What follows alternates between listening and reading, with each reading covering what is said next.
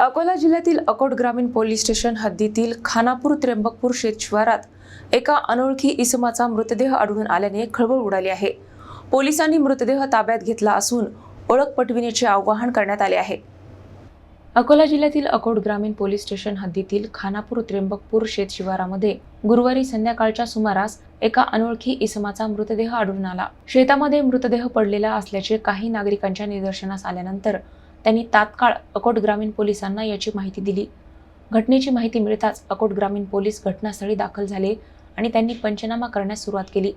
प्राथमिक तपासानंतर मृतदेह ताब्यात घेऊन रुग्णवाहिकेद्वारे अकोट ग्रामीण रुग्णालयात शवविच्छेदनासाठी पाठविण्यात आला आहे। मृत इसमाची ओळख अद्याप पटलेली नसून मृत्यूचे नेमके कारण देखील स्पष्ट झालेले नाही।